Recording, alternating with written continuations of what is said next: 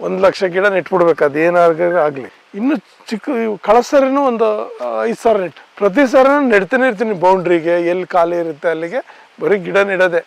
ಮಳೆಗಾಲ ಬಂತು ಅಂದ್ರೆ ಬರೀ ಪ್ಲಾಂಟೇಶನ್ ಸ್ಟಾರ್ಟ್ 1-2 ತಿಂಗಳು ಪ್ಲಾಂಟೇಶನ್ ಇರುತ್ತೆ. ಒಂದ್ ಕಡೆ ಅಂದ್ರೆ ನೆರಳು ಜಾಸ್ತಿ ಆದ್ರೆ ಈ ರೀತಿ ಹಸಿರಿರುತ್ತೆ ಅಂತ ಹೇಳಿ, ಇದು ಕೆಂಪಗಿರುತ್ತೆ. ಏನ್ ಸರ್ ನೆರಳಿಗೆ ಬಿಸಿಲಿನ ಆಟ ಏನಿದ್ರು? ಈಗ ಸಪೋಸ್ ಗದಗ, ಹುಬ್ಬಳ್ಳಿ, ಧಾರವಾಡ, ಗುಲ್ಬರ್ಗ ಅಲ್ಲಿ ಕಾಫಿ ಬೆಳಿತೇನೆ ಅಂದ್ರೆ ಸಾಧ್ಯ ಅಂತೀರಾ? ಬೆಳಿಬಹುದು, ಎಲ್ಲಿ ಬೇಕಾದ್ರೂ ಬೆಳಿಬಹುದು. ಈಗ ಟನ್ ಆಗುತ್ತೆ ಸರ್ ನಿಮ್ಮಲ್ಲಿ? ಇದು ಹೆಚ್ಚು ಕಡಿಮೆ ಒಂದು 50-60 ಟನ್ ಬರುತ್ತೆ. ಬಟ್ ಏನ್ ಮಾಡ್ತಿದ್ರ? ಅದನ್ನೇನಾದ್ರು ಜ್ಯೂಸ್ ಪ್ರೊಸೆಸ್ ಬಳಸ್ತೀರಾ? ಇನ್ನು ಅದಕ್ಕೆ ಏನೇನು ಅಂತ ಹೇಳಿಲ್ಲ. ಯಾರೋ ಬಂದು ಕೇಳ್ದ, ಸರ್ 10 ರೂಪಾಯಿ ಕೊಡಿ ಅಂತ. ಬೇಡ ಬಿಡು, ನಮ್ಮಲ್ಲಿ ಹಕ್ಕಿಗಳಿದಾವೆ, ಜನ ಇದಾರೆ, ಅವರೇ ತಿನ್ಕತ್ತಾರೆ ಬಿಡು ಅಂತ ಹೇಳಿ ಕಳಿಸ್ತೇವೆ. ಹಾಗೇನ್ ಮಾಡ್ತೀವಿ, ಯಾರ ಹಕ್ಕಿ ಪಕ್ಕಿಗಳಿರ್ತವೆ, ಜನಗಳು ಬರ್ತಾರೆ, ಅವರೆಲ್ಲ ತಿನ್ಕೊಂಡ್ ಹೋಗ್ಲಿ. ಅಷ್ಟೇ ವಿಶೇಷ ಕೃಷ್ಣೇಗೌಡ್ರ ತೋಟ ಅಂತ ಹೇಳಿಕೊಳ್ಳಿ ಸರಿ ಸುಮಾರು 700 ಎಕರೆ ತೋಟದಲ್ಲಿ ವಿಶೇಷವಾದ ಬೆಳೆಗಳನ್ನ ಬೆಳೆದಿದ್ದಾರೆ. ಅದರಲ್ಲಿ ನನ್ನ ಹಿಂದೆ ಕಾಣ್ತಾ ಇದೆ ಅಂದ್ರೆ ಮಿಶ್ರ ಬೆಳೆಗೆ ವಿಶೇಷವಾಗಿ ಆಸಕ್ತಿ ಕೊಡ್ತಾರೆ ಅವರು. ಅದರಲ್ಲಿ ಕಾಫಿ ಇರ್ಬೋದು, ಮೆಣಸು ಇರ್ಬೋದು, ಅದ್ರ ಮಧ್ಯೆ ಸಿಲ್ವರ್ ಮರದ ಬಗ್ಗೆ ಅಂತೂ ಗೊತ್ತು. ಸರಿ, ಕಾಫಿ ಯಾವುದು ಸರ್ ಇದು? ಇದು ರೋಬಸ್ಟ ಕಾಫಿ. ಇದೆಲ್ಲ ಅರಬಿಕಾ ಹಾಕಿದ್ದು, ಅದು ಇಲ್ಲಿಗೆ ಸೆಟ್ ಆಗಲ್ಲ, ಸ್ವಲ್ಪ ಡಿಸೀಸ್ ಜಾಸ್ತಿ ಇದ್ರಿಂದ ರೋಬಸ್ಟ ನಮಗೆ ಒಳ್ಳೆ ಸೆಲೆಕ್ಟ್ ಆಗಿದೆ. ಅದರಿಂದ ಈಗ ಎಲ್ಲ ಕಡೆನೂ ರೋಬಸ್ಟನೇ ಪ್ಲಾಂಟೇಶನ್ ಮಾಡ್ತಾ ಇದ್ದೀವಿ. ಪೂರ್ತಿ ರೋಬಸ್ಟ ಇದೆ ಸರ್. ಒಂದ್ ಕಡೆ ಕೆಂಪಾಗಿದೆ, ಒಂದ್ ಕಡೆ ಇದಾಗಿದೆ ಅಲ್ಲ ಸರ್ ಇದು? ಇದೇನಾಗುತ್ತೆ ಅಂದ್ರೆ ಈ ಮಳೆ ಬಂದಿದ್ದಾಗ 2-3 ಟೈಮ್ ಹೂವು ಬಿಡುತ್ತೆ. ಇದು 1 ಟೈಮೇ ಆಗಲ್ಲ, ಒಂದ್ 2-3 ಟೈಮ್ ಹೂವು ಬಿಡುತ್ತೆ. ಆದ್ರಿಂದ ಹಣ್ಣಾಗಿದೆ, ಸ್ವಲ್ಪ ಕಾಯಿದೆ. ವರ್ಷಕ್ಕೆ ಎಷ್ಟು ಬೆಳೆ ಸರ್ ಇದು? ವರ್ಷಕ್ಕೆ ಒಂದೇ ಬೆಳೆ. ಎಷ್ಟು ಕೆಜಿ ಬರುತ್ತೆ ಸರ್? ನಮಗೆ 1,500, 2,000, 2,500 ಹೋಗುತ್ತೆ. ಆ ತರದ್ದು 1,500-2,000 ಚೀಲ ಆಗುತ್ತೆ, 2,500 ಚೀಲ ಆಗುತ್ತೆ. ಅದಕ್ಕೆ ನಮ್ಗೊಂದು ಚೀಲಕ್ಕೆ ಅಂತಂದ್ರೆ 2 ಕೋಟಿ ರೂಪಾಯಿ.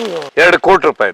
ಏನೇನ್ ಮಾಡ್ಬೇಕು ಸರ್ ಇದಕ್ಕೆ? ಅಂದ್ರೆ ಮುಂದೆ ಇದಕ್ಕೆ ಮತ್ತೆ ಅಂದ್ರೆ ಬರೀ ಇದನ್ನ ಇಷ್ಟೇ ಕಟ್ ಮಾಡಿ ಕೊಟ್ರೆ ಸಾಕ, ಅದನ್ನ ಮತ್ತೆ ಒಣಗಿಸ್ಬೇಕು ಎಲ್ಲ? ಯಾವ ರೀತಿ ಸರ್ ಇದ್ರದ್ದು?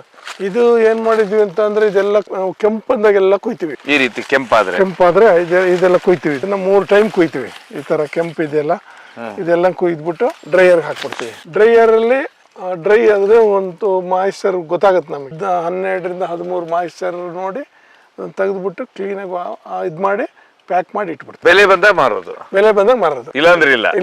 ಹಂಗೆ ಒಳ್ಳೆ ರೇಟ್ ಬಂದಾಗ ಸೇಲ್ ಮಾಡಿ. ಅದು ಏನೂ ಆಗುದಿಲ್ಲ? ಏನೂ ಆಗಲ್ಲ. ಎಷ್ಟು ವರ್ಷ ಆದ್ರೂ? 2 ವರ್ಷ 3 ವರ್ಷ ಇದ್ರು ಏನೂ ಆಗಲ್ಲ. ಅಂದ್ರೆ ಅಷ್ಟು ಮಾಯಿಶ್ಚರ್ ಕರೆಕ್ಟ್ ಆಗಿ ಇರ್ಬೇಕದು. ಪ್ರತಿ ವರ್ಷನೂ ಬೆಲೆ ಹೇಗಿದೆ ಸರ್ ಕಾಫಿಗೆ? ಕಳೆದ ಸರಿಯಿಂದ ಒಳ್ಳೆ ರೇಟ್ ಇದೆ. ಕಳೆದ ವರ್ಷ ಎಲ್ಲ ಒಂದು 13,000 ಕೊಟ್ಟಿದ್ದು, ಈ ಸರಿ 9,000 ಇದೆ.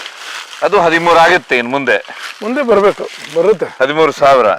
ಅಲ್ಲಿಗೆ ನಿಮ್ಗೊಂದು 5 ಕೋಟಿ ಆಯ್ತಲ್ಲ ಸರ್? ಒಂದು 2-2.5 ಕೋಟಿ ರೂಪಾಯಿದ ಮಾಲು. ಸರ್, ಇಲ್ಲಿ ಒಂದು ವಿಶೇಷವಾಗಿ ನೀವು ಹೇಳ್ತಾ ಇರ್ತೀರಾ, ಒಂದು ಕಡೆ ಕಾಫಿನೂ ಬೆಳೆದಿರಾ, ಅದೇ ರೀತಿನೇ ಮಿಶ್ರ ಬೆಳೆ ಬಗ್ಗೆ ನೀವು ಹೇಳ್ತಾ ಇದ್ರ. ಅಲ್ಲಿ ನೋಡಿದ್ರೆ ಚಿಕ್ಕು ಇದೆ, ನೀವು ಹಿಂಭಾಗದಲ್ಲಿ ನಾವು ನೋಡಿದಾಗ ಪೂರ್ತಿ ಚಿಕ್ಕು ತೋಟ ಇದೆ. ಇದೆಲ್ಲ ಏನ್ ಸರ್ ಚಿಕ್ಕು ತೋಟದ ಬೆಳೆ ಏನ್ ವಿಶೇಷ? ಅಂದ್ರೆ ಎಲ್ಲ ಮಿಶ್ರ ಬೆಳೆ ಮಾಡಿದಾಗ ಮಾತ್ರ ನಮಗೆ ದುಡ್ಡು ಬರೋದು. ನೀವು ಈಗ ಏನಾಗುತ್ತೆ ಅಂದ್ರೆ ನಾವು ಕಾಫಿ ಒಂದೇ ಹಾಕಿದ್ರೆ ನಮಗೆ ಇದಾಗಲ್ಲ, ಲಾಭ ಇಲ್ಲ. ಕಾಫಿ, ಮೆಣಸು, ಅಡಿಕೆ ಈ ತರ ಮಿಶ್ರ ಬೆಳೆ ಇದ್ದಾಗ ನಮಗೆ ಅನುಕೂಲ ಆಗುತ್ತೆ. ಸರ್, ಈಗ ಇಲ್ಲಿ ಅಂತ ಹೇಳಿದ್ರೆ ಕಾಫಿ ಒಟ್ಟಿಗೆ ಸಪೋಟ, ಇದು ಎಷ್ಟು ಟನ್ ತೆಗಿತೀರಾ ಸಪೋಟನ? ಸಪೋಟ ಏನಾಗಿದೆ ಅಂದ್ರೆ ಅದಕ್ಕೆ ರೇಟ್ ಇಲ್ಲ. ನಾವು ತಗೊಂಬರ್ಬೇಕಾದ್ರೆ 60 ರೂಪಾಯಿ ಕೆಜಿ ಇದೆ, ನಾವು ಕೊಡ್ಬೇಕಾದ್ರೆ 10 ರೂಪಾಯಿ ಕೆಜಿ ಇದೆ. ಏನ್ 60 ರೂಪಾಯಿ ಕೆಜಿ 10 ರೂಪಾಯಿ ಕೆಜಿ ಅಂದ್ರೆ? ಈಗ ನಾವು ಯಾರು ಬರ್ತಾನಲ್ಲ, ಅವ್ನು ತಗೊಂಡೋಗ್ಬೇಕಾದ್ರೆ 10 ರೂಪಾಯಿ ಕೊಡಿ ಸರ್ ಕೆಜಿ ಅಂತಾನೆ. ನಾವು ಹೊರಗಡೆಯಿಂದ ಅಂಗಡಿಲಿ ಮಾರ್ಬೇಕಾದ್ರೆ, ಅಂಗಡಿಯಿಂದ ತರಬೇಕಾದ್ರೆ 60 ರೂಪಾಯಿ ಇದೆ. ಆದ್ರೆ ಇದನ್ನ ಸುಮ್ನೆ ಗಿಡ ಬೆಳೆಯೋದು ಟನ್ ಆಗುತ್ತೆ ಸರ್ ನಿಮ್ಮಲ್ಲಿ? ಇದು ಹೆಚ್ಚು ಕಡಿಮೆ ಒಂದು 50-60 ಟನ್ ಬರುತ್ತೆ. ಬಟ್ ಏನ್ ಮಾಡ್ತಿದ್ರ? ಅದನ್ನೇನಾದ್ರು ಜ್ಯೂಸ್ ಪ್ರೊಸೆಸ್ ಬಳಸ್ತೀರಾ? ಇನ್ನು ಅದಕ್ಕೆ ಏನೇನು ಅಂತ ಹೇಳಿಲ್ಲ. ಯಾರೋ ಬಂದು ಕೇಳ್ದ, ಸರ್ 10 ರೂಪಾಯಿ ಕೊಡಿ ಅಂತ. ಬೇಡ ಬಿಡು, ನಮ್ಮಲ್ಲಿ ಹಕ್ಕಿಗಳಿದಾವೆ, ಜನ ಇದಾರೆ, ಅವರೇ ತಿನ್ಕತ್ತಾರೆ ಬಿಡು ಅಂತ ಹೇಳಿ ಕಳಿಸ್ತೇವೆ. ಹಾಗೇನ್ ಮಾಡ್ತೀವಿ, ಯಾರ ಹಕ್ಕಿ ಪಕ್ಕಿಗಳಿರ್ತವೆ, ಜನಗಳು ಬರ್ತಾರೆ, ಅವರೆಲ್ಲ ತಿನ್ಕೊಂಡ್ ಹೋಗ್ಲಿ. ಎಷ್ಟಾಗುತ್ತೆ? ಮರದಲ್ಲಿ ಆಗುತ್ತೆ ಹೆಚ್ಚು ಕಡಿಮೆ. ಇದು ಒಂದು ಮರದಲ್ಲೇ ಹೆಚ್ಚು ಕಡಿಮೆ ಒಂದು ಟನ್ನೂರಿಗೆ ಸಿಗುತ್ತೆ. ಒಂದು ಮರದಲ್ಲಿ 1 ಟನ್ ಅಂದ್ರೆ 10 ರೂಪಾಯಿ ಕೊಟ್ರೆ ಎಷ್ಟಾಯ್ತು?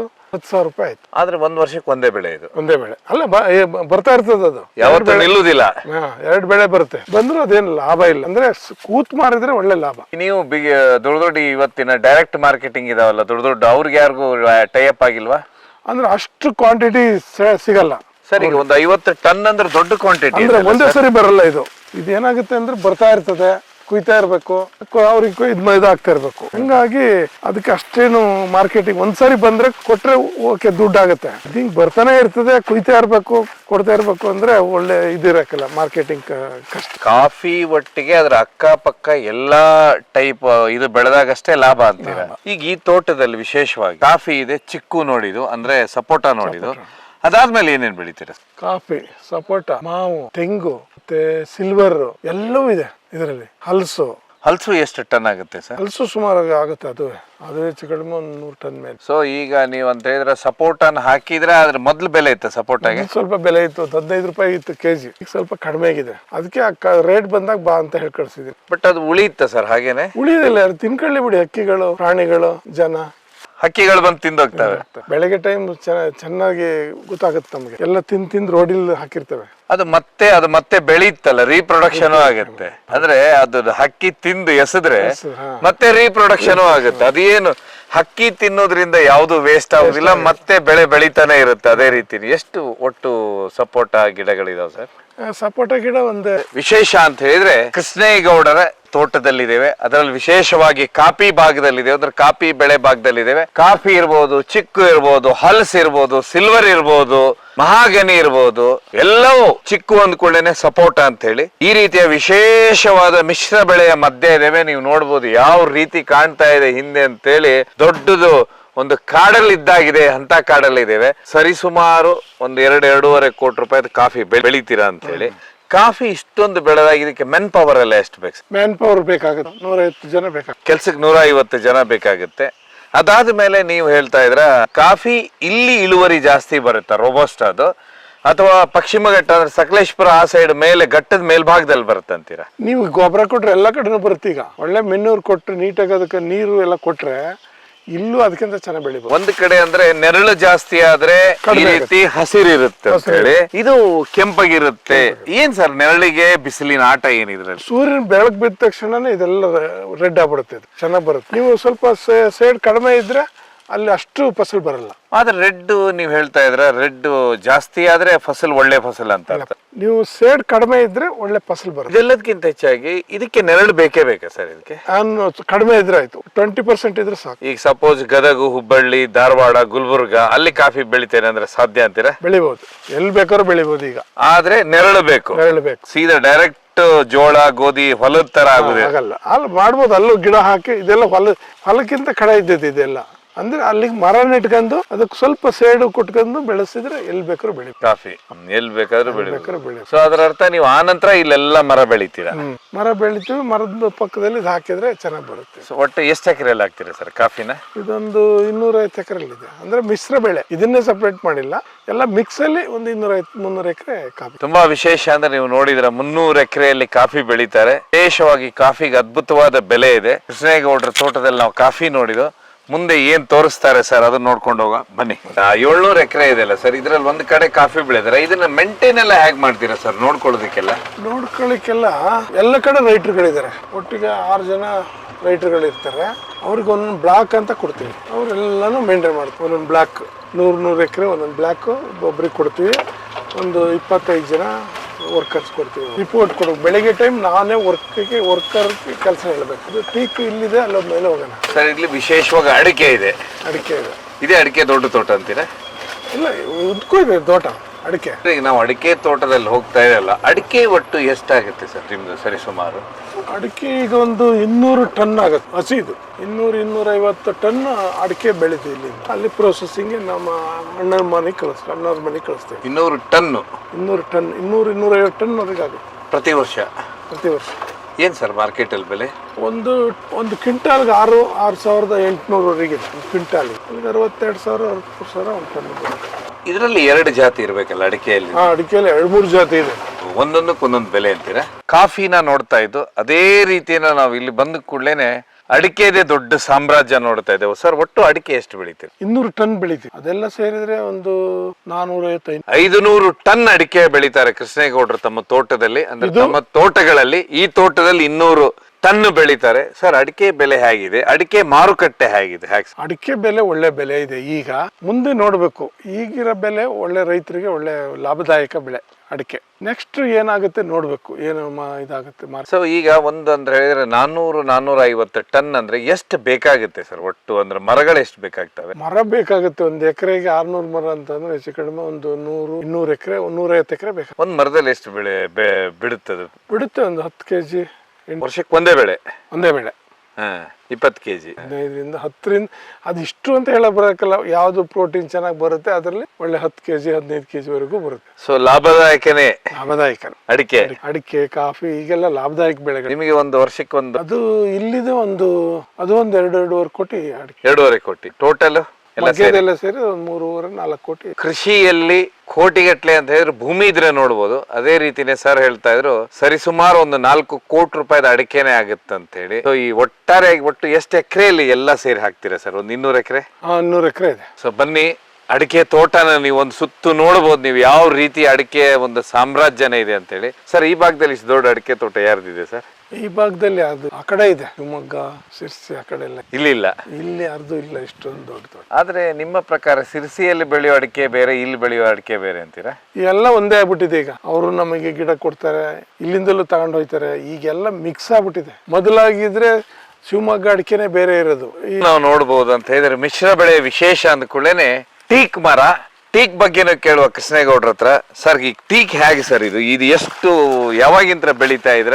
ಏನ್ ಸರ್ ಮರ ಏನಿದು, ಏನ್ ಲಾಭ ಸರ್ ಇದು? ಇದು ಮನೆಗಳಿಗೆ ವುಡ್ಡಿಗೆ ಬೇಕೇ ಬೇಕಾಗತ್ತೆ. ಇದು ಇದಕ್ಕೆಲ್ಲ ಒಳ್ಳೆ ಮರ. ಇದು ಒಳ್ಳೆ ಗ್ರೈನ್ಸ್ ಬಂದ್ರೆ ಒಳ್ಳೆ ತೂಕ ಇರ್ತದೆ. ಹೆಚ್ಚು ಕಡಿಮೆ ಒಂದು 150-200 ಮರ ಇದೆ ಈಗಿದ್ದು. ನಾನು ಹಾಕಿರೋದು ಹೆಚ್ಚು ಕಡಿಮೆ ಒಂದು 50,000 ಮರ ಹಾಕಿ. 50,000 ಮರ ನೆಟ್ಟಿದ್ದು ಟೀಕ್. ಇದೆಲ್ಲ ಹಳೆ ಮರ ಇದೆ. ಇನ್ನು ಚಿಕ್ಕ ಕಳಸರಿನೂ ಒಂದು 5,000 ನೆಟ್ಟು. ಪ್ರತಿ ಸಾರ ನೆಡ್ತಾನೆ ಇರ್ತೀನಿ ಬೌಂಡ್ರಿಗೆ. ಎಲ್ಲಿ ಖಾಲಿ ಇರುತ್ತೆ ಅಲ್ಲಿಗೆ ಬರೀ ಗಿಡ ನೆಡೋದೆ. ಮಳೆಗಾಲ ಬಂತು ಅಂದ್ರೆ ಬರೀ ಪ್ಲಾಂಟೇಶನ್ ಸ್ಟಾರ್ಟ್. 1-2 ತಿಂಗಳು ಪ್ಲಾಂಟೇಶನ್ ಇರುತ್ತೆ ನಮ್ಗೆ. ಅಂದ್ರೆ ಈಗಲೇ ಫ್ರೀ ಇರೋದು ನೀವು? ಈಗಲೇ ಫ್ರೀ. ಈ ಟೈಮಲ್ಲಿ ಬರೀ ನೀರು ಎಲ್ಲಿ ಗಿಡಗಳು ಹೋಗ್ತವೆ ಅಂತ ಕಡೆಗೆ ನೀರು ಹಾಕೋದು. 2 ತಿಂಗಳು ಮಳೆಗಾಲದಲ್ಲಿ ಫುಲ್ ಪ್ಲಾಂಟೇಶನ್ ಇರ್ತದೆ ನಮ್ದು. ಅಂದ್ರೆ ನೀವು ಸಸಿ ಹಾಕ್ಲಿಕ್ಕೆ ಅದು ಸರಿಯಾದ ಸಮಯ ಅಂತೀರಾ? ಸಮಯ ಮಳೆಗಾಲದಲ್ಲಿ ಜೂನ್ ಜುಲೈ ನೆಟ್ಬಿಡ್ಬೇಕು. 1 ಲಕ್ಷ ಗಿಡ ನೆಟ್ಬಿಡ್ಬೇಕು. ಅದೇನಾಗ್ಲಿ. ಏನ್ ಸರ್ 1 ಲಕ್ಷ? 1 ಲಕ್ಷ 50-70ರಿಂದ 1 ಲಕ್ಷ ಗಿಡ ನೆಟ್ಬಿಡ್ಬೇಕು. ಈ ಒಂದು ಮರದ ಬೆಲೆ ಎಷ್ಟಾಗುತ್ತೆ ಸರ್ ಟೀಕ್ ಮರದ್ದು? ಇದಕ್ಕೆ ಹೆಚ್ಚು ಕಡಿಮೆ ಒಂದು 25-30 ಸಾವಿರ ರೂಪಾಯಿ ಕಡ ಇರ್ತದೆ ಒಂದು ಮರ. ಈಗಾಗಲೇ ಎಷ್ಟು ಕಡ್ದಿದ್ದೀರಾ? ಈಗ ನಮ್ಮ ಮನೆಗೆ ಯೂಸ್ ಮಾಡ್ಕೊಂಡು ಸ್ವಲ್ಪ ಒಂದು 50 ಮರ ಯೂಸ್ ಮಾಡ್ಕೊಂಡು. ಸೊ ಒಟ್ಟು 50,000 ಇದೆ ಟೀಕ್ ಮರ. 50,000. ಪ್ರತಿ ವರ್ಷ ಜೂನ್ ಜುಲೈ 2 ತಿಂಗಳ ನಿಮ್ದು ಬಿಸಿ ಟೈಮ್. ಪುರ್ಸೊತ್ತೇ ಇರೋದಿಲ್ಲ? ಪುರ್ಸೊತ್ತೇ ಇರಲ್ಲ. ನೀವ್ ಯಾರು ಮಾತಾಡೋದಿಲ್ಲ? ಇಲ್ಲ, ಬಂದಾಗ ಮಾತಾಡ್ತಿರ್ತೀವಿ. ಪ್ಲಾಂಟೇಶನ್ ಜಾಗ ಅವ್ರಿಗೆ ಗುರುತು ತೋರಿಸ್ತೀವಿ. ಇಂಥ ಕಡೆ ಈ ಸರಿ ಪ್ಲಾಂಟೇಶನ್ ಇಷ್ಟ ಆಗ್ಬೇಕು, ಈ ತರ ಗಿಡಗಳು ನೆಡ್ಬೇಕು. ನೆಡ್ತಾರೆ ಅದು ಹೋಗ್ಬೋದು ಬರ್ಬೋದು, ಅದು ಲೆಕ್ಕಗಿರಲ್ಲ ನಾವು. ಈಗ ಸಪೋಸ್ ರಾಜ್ಯದ ಸುಮಾರು ಜನ ಕೃಷಿಕರು ಇರ್ತಾರೆ, ಅವ್ರು ಹೇಳ್ತಿರ್ತಾರೆ ನಿಮ್ಮ ತೋಟ ನೋಡ್ಬೇಕಂದ್ರೆ ಪರ್ಮಿಷನ್ ಇರುದಿಲ್ಲ. ಇರುತ್ತೆ, ಕೊಡ್ತೀವಿ, ಅದೇನು ಸಮಸ್ಯೆ ಇಲ್ಲ. ಬೆಳಿಬೇಕು, ಅವರು ನಮ್ಮಂಗೆ ಬೆಳಿಬೇಕು, ಕಾಡು ಮಾಡ್ಬೇಕು ದೇಶವ. ತುಂಬಾ ಇಂಟ್ರೆಸ್ಟಿಂಗ್ ಆಗಿದೆ ಇದು. ಗಿಡ ನೆಡ್ತಾನೆ ಇರ್ಬೇಕು. ಅದು ಇಷ್ಟು ಪ್ಲಾಂಟೇಶನ್ ಎಲ್ಲಿ ನೀವು ಇಲ್ಲೇ ನೋಡ್ಕೆ ಬನ್ನಿ. ಇಷ್ಟು ಪ್ಲಾಂಟೇಶನ್ ಇಷ್ಟು ಜಾಗದಲ್ಲಿ ಮಾಡಿರೋಕೆ ಸಾಧ್ಯ ಇಲ್ಲ. ಕಾಡನ್ನ ಬೆಳೆಸ್ತಾನೆ ಇರ್ಬೇಕಂತ. ಕೊಡ್ತಾನೆ ಇರ್ಬೇಕು. ಬಂದದ್ದು ಏಜ್ ಆದದ್ದು ಕೊಡ್ತಾ ಇರ್ಬೇಕು, ಹೊಸ ಬೆಳೆಸ್ತಾ ಇರ್ಬೇಕು. ವಯಸ್ಸಾದನ್ನ ಹೊರ ಕೊಡೋದು, ಹೊಸದ್ ಬೆಳೆಸ್ತಾ ಇರ್ಬೇಕು. ಹೀಗಾಗಿ ನಿಮ್ದು ಜೂನು ಜುಲೈ ಬಿಸಿ ತಿಂಗಳು. ಆಗ 1 ಲಕ್ಷ ಗಿಡ ಹಾಕೇ ಹಾಕ್ತೀರಾ? ಯಾವ್ದನ್ನ ಗಿಡ ಆಗ್ಲಿ 1 ಲಕ್ಷ ಪ್ಲಾಂಟೇಶನ್ ಮಾಡ್ಲೇಬೇಕು. ಜನಗಳಿಗೆ ತೋರಿಸ್ಬೇಕು ಅವ್ರಿಗೆ. ನಾವು ಹೆಂಗೆ ನೋಡ್ಕೆ ಬಂದೇ ಮಾಡಿರೋದು ಇದೆಲ್ಲ. ಇಸ್ರೇಲ್ಗೆ ಹೋದು ಅಲ್ಲಿ ಏನ್ ಮಾಡ್ತಾವ್ರ ನೋಡ್ದು. ಈಗ ನಮ್ಮಲ್ಲಿ ಏನಾಗಿದೆ ಅಂದ್ರೆ ನಮ್ಮ ಅಜ್ಜ ಹಾಕಿದ್ದ ಆಲ್ದ ಮರನೇ ನೋಡ್ತಾ ಕೂತಿದ್ವಿ ನಾವು. 2 ವರ್ಷಕ್ಕೆ ಫಸಲು ಕೊಡುತ್ತೆ ಮಾವಿನ ಗಿಡ. 2 ವರ್ಷ 3 ವರ್ಷಕ್ಕೆಲ್ಲ ಸ್ಟಾರ್ಟ್ ಆಗುತ್ತೆ. 10-12 ವರ್ಷಕ್ಕೆಲ್ಲ ತೆಗೆದು ಬಿಡ್ತಾರೆ ಅದನ್ನ ಮಾವಿನ ಗಿಡನೇ. ಅಲ್ಲಿ ನಮ್ಮಲ್ಲಿ 100 ವರ್ಷದವರೆಗೆ ಮಾವಿನ ಗಿಡ ಇರ್ತದೆ. ಅದು ಒಂದು 10-15 ಬಿಟ್ಟಿರ್ತದೆ ಅಷ್ಟೇ.